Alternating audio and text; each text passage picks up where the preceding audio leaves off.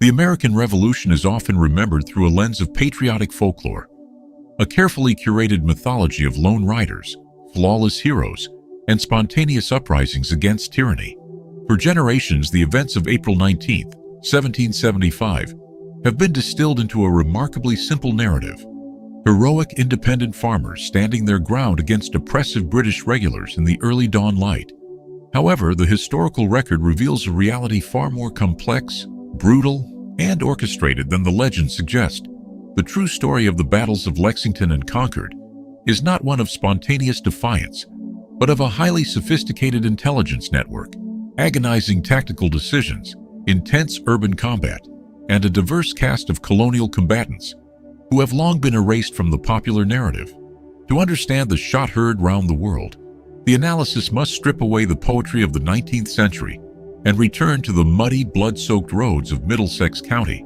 The true inception of the American War of Independence did not begin with a midnight ride, but rather months earlier, with a forgotten and terrifying crisis known as the powder alarm. By the late summer of 1774, the province of Massachusetts Bay was a powder keg, both literally and politically.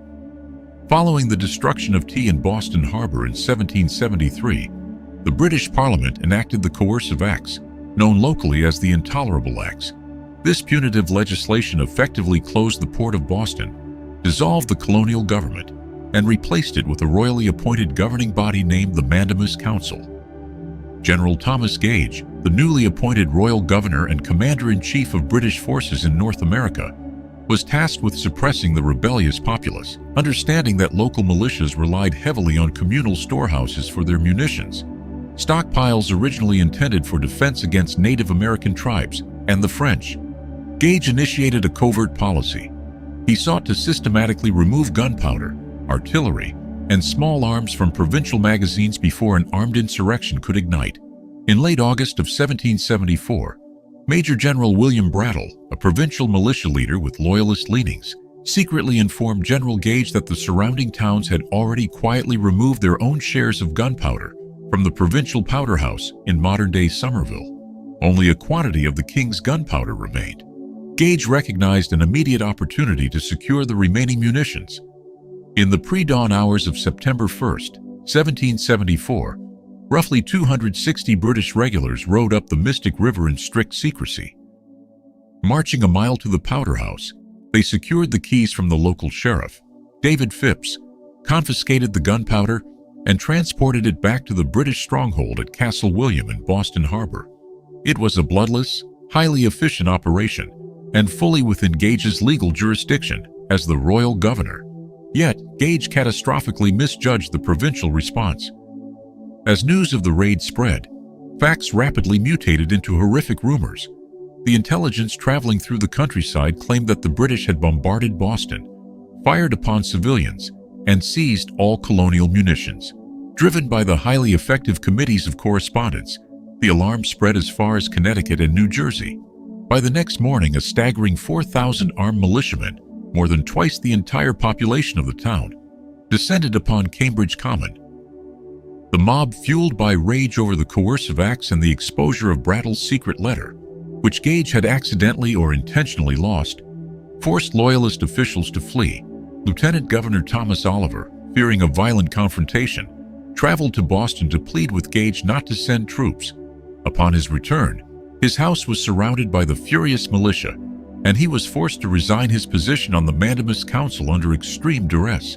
Concurrently, a despised tax collector named Benjamin Hallowell was chased on horseback by 160 men, barely escaping to the fortified walls of Boston. The powder alarm was a false start to the American Revolution, but it served as a critical dress rehearsal. It proved to the Patriot leadership that the rural populace was willing and ready to fight the British Army in large numbers. More importantly, it exposed the dangerous flaws in their decentralized communication. To prevent another chaotic overreaction, Patriot leaders met in Worcester on September 21, 1774. They voted to restructure the militias, mandating that 1/3 of the men be ready to march at a minute's notice.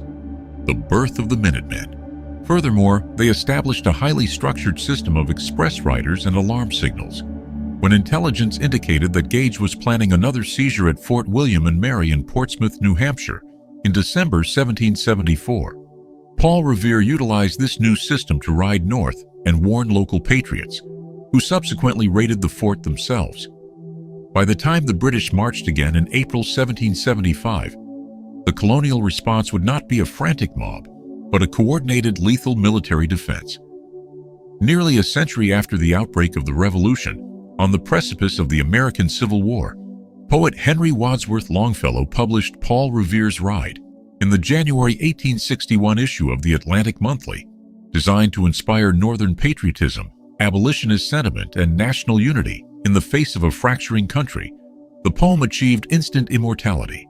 However, Longfellow's verses sacrificed historical accuracy for narrative drama, fundamentally distorting the events of April 18, 1775, and single-handedly creating the myth of a lone savior.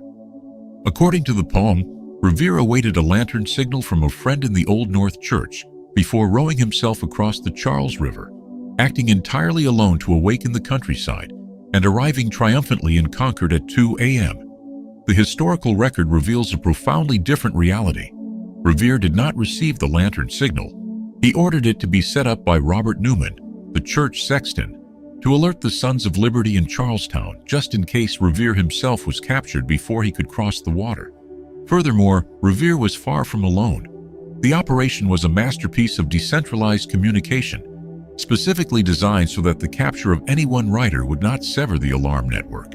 When British intentions to march on Concord to seize munitions became clear on the evening of April 18th, Dr. Joseph Warren dispatched two primary couriers, Paul Revere via the shorter, more dangerous water route, and William Dawes via the longer land route across the Boston Neck.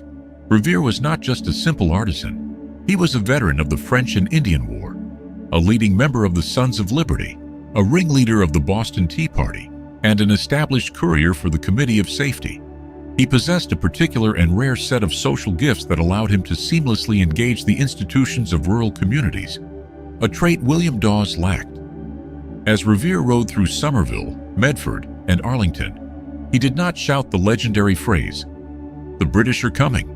Such an exclamation would have been absurd and confusing to a populace that still considered themselves entirely British subjects. His mission required stealth. His warning was quiet, precise, and targeted at local militia leaders. "The regulars are coming out." This triggered a chain reaction of alarm bells, signal guns, and secondary riders. By the end of the night, as many as 40 couriers were crisscrossing Middlesex County. Revere arrived in Lexington around midnight, with Dawes arriving a half-hour later. After warning Samuel Adams and John Hancock, the two riders proceeded toward Concord. Along the way, they were joined by Dr. Samuel Prescott, a local physician returning home to Concord from a lady friend's house in Lexington at the awkward hour of 1 a.m.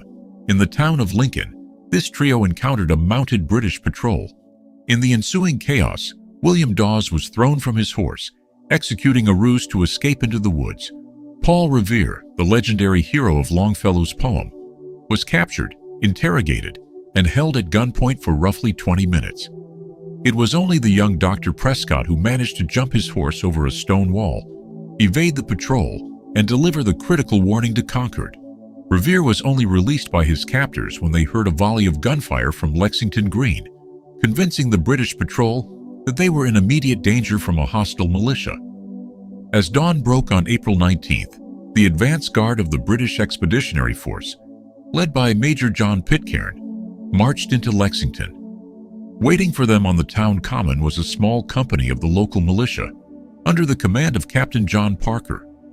Parker was a seasoned veteran, but on this morning, he was a man dying of advanced tuberculosis, possessing barely 5 months left to live. Etched into the stone monument on Lexington Green today are the immortal words attributed to Parker. "Stand your ground. Don't fire unless fired upon. But if they mean to have a war, let it begin here." It is perhaps the most famous martial quotation in American history, serving as a beacon of patriotic resolve. It is also, in all probability, a complete post-war fabrication. The historiographical evolution of this quote reveals how memory is continually reshaped to serve contemporary political needs. The famous phrase did not appear in any contemporary accounts of the battle. It was introduced into the public consciousness in 1855, 80 years after the event, by Captain Parker's grandson, the fierce abolitionist Theodore Parker. Amidst the escalating national tensions over slavery, Theodore Parker weaponized his grandfather's legacy during a trial, projecting a defiant, unyielding posture onto the events of 1775 to inspire militant anti-slavery resistance in his own time. The reality of that morning was characterized not by cinematic defiance, but by extreme anxiety and a desperate attempt by the militia to avoid bloodshed. When we consult the primary sources, including the depositions given immediately after the skirmish by the men who stood on the green, a vastly different tactical scenario emerges. Paul Revere, who was walking near the green to retrieve a trunk of documents for John Hancock, explicitly testified to hearing the commanding officer's orders. He reported Parker saying, "Let the troops pass by and don't molest them without they begin first." Parker himself, in a statement given just days after the skirmish, recounted his actions plainly. "I immediately ordered our militia to disperse and not to fire." Parker was a pragmatist. He realized that his 77 men were vastly outnumbered by the hundreds of highly trained light infantry approaching them. He recognized the futility of a pitched battle on an open field, but as the militia began to disperse, the chaotic proximity of the two armed forces proved volatile. A shot rang out. Its origin remains fiercely debated by historians to this day, with neither side admitting to firing first. Without orders from their commanders, the British regulars unleashed a devastating volley into the retreating colonists, followed by a ruthless bayonet charge. When the smoke cleared, 8 Americans were dead, including Parker's own cousin, Jonas Parker, who died during the bayonet charge. 10 others were wounded. Among the blood spilled on Lexington Green that morning was that of a man whose story perfectly encapsulates the profound moral paradox of the American Revolution. Standing shoulder to shoulder with the white farmers and tradesmen of the militia was a black man named Prince Estabrook. Born around 1740, Prince was likely the son of an enslaved man named Tony, and was held in bondage by Benjamin Estabrook, whose family owned a farm just east of the Lexington town center. Although provincial laws technically prohibited individuals of African and indigenous descent from training in the colonial militias, local realities often overrode colonial statutes. In times of emergency, all able-bodied men were expected to turn out to defend their communities. When the British fired upon the dispersing militia, Prince Estabrook was struck in the left shoulder by a musket ball, becoming one of the very first casualties of the American Revolutionary War. His presence on the battlefield, alongside other patriots of color like cousins Eli and Silas Burdew, and Caesar and John Farragut of Natick, forces a critical historical reckoning. The American Revolution was fought on the philosophical premise of universal liberty, yet it was waged by a society deeply entrenched in the institution of chattel slavery. For Prince Estabrook and the estimated 50 black men who responded to the alarms on April 19th, the motivations for fighting were intricately layered. They sought not only the abstract political independence of the colonies, but also a deeply personal liberation. Military service offered one of the few tangible pathways to freedom, land, and the dignity denied to them by slavery. Prince recovered from his wound and continued his military service, embarking on multiple deployments throughout the war. He served during the Siege of Boston, deployed to Ticonderoga to reinforce the Northern Department, guarded prisoners of war, and eventually joined the Continental Army's 3rd Massachusetts Regiment from 1780 to 1783. The profound injustice of his situation was documented in the financial records of the era. For much of his service, his military pay was directed not to him, but to his enslaver, Benjamin Estabrook. Following the war, the Massachusetts Supreme Judicial Court's rulings in the Quock Walker cases effectively abolished slavery in the state by 1783, establishing Prince as a free man. He relocated to Ashby, Massachusetts, where he lived out his days until his death in 1830, a veteran who bled for a nation that had to be forced by law to recognize his humanity. Following the bloodshed at Lexington, the British column pressed on to Concord to search for munitions. By mid-morning, however, thousands of militiamen had amassed on the hills surrounding the town. When a detachment of British regulars began pulling up the planks of the North Bridge, American forces under Colonel James Barrett advanced. The British fired a volley, killing Captain Isaac Davis and Private Abner Hosmer of the Acton Minutemen. The Americans returned fire, inflicting the first British fatalities of the war, and forcing the regulars to retreat back to the town center. The confrontation at Concord's North Bridge fundamentally altered the dynamic of the day. Having suffered casualties and failed to secure major munitions, the British column initiated a grueling 16-mile retreat back toward the safety of Boston. By the time they began their march, the elaborate colonial alarm system triggered the night before had drawn thousands of militiamen from dozens of towns to the Bay Road, transforming the British retreat into a running gauntlet of fire. It was during this harrowing retreat that Captain John Parker and the Lexington militia re-entered the narrative, executing a maneuver that historians would later dub Parker's Revenge. For over 2 centuries, the exact location and nature of this secondary engagement remained a mystery, heavily obscured by folklore that claimed Parker's men haphazardly ambushed the British from behind a prominent rocky outcrop near the road. However, between 2012 and the 2016, an exhaustive historical and archaeological investigation funded by the Friends of Minuteman National Park, directed by project archaeologist Meg Waters, fundamentally rewrote the tactical history of this skirmish.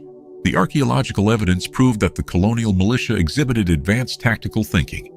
The investigation revealed that Parker positioned his roughly 70 to 100 men, not on the exposed rocks, but on a wooded, boulder-strewn ridge just north of the border between Lincoln and Lexington. This position was brilliant. It provided ample cover, commanded an elevated view of the road where it narrowed at a small bridge, and offered a safe avenue for withdrawal, ensuring the militia could not be easily outflanked. When the British column approached, Parker's men unleashed a devastating volley into the British flankers as they crossed the bridge. Having learned a brutal lesson from the morning's disaster on the open green, Captain Parker used the landscape to dictate the terms of engagement. It was a clear demonstration that the colonial forces were capable of executing coordinated strategic ambushes against professional European infantry. As the exhausted, bleeding British column entered the district of Monotony in the late afternoon, the nature of the combat devolved from rural woodland skirmishing into horrific, close-quarters urban warfare. By this time, the area was swarming with fresh provincial militias arriving from towns as far away as Beverly, Danvers, Lynn, and Salem. British General Hugh Percy, who had marched out from Boston with much-needed reinforcements, realized his main column was being decimated by sniper fire from the homes lining what he described as one continuous village. In response, Percy ordered his flanking parties to sweep through the properties, clearing houses with ruthless, unsparing efficiency, looting and setting several on fire. The resulting violence made Monotony the site of the bloodiest fighting of the entire day, accounting for the highest concentration of casualties for both sides. Casualties here included Major Isaac Gardner of the Brookline Militia, the highest-ranking American officer and first Harvard graduate to be killed in the war, who fell at Watson's Corner. The epicenter of this localized carnage, however, was the home of a 59-year-old farmer named Jason Russell.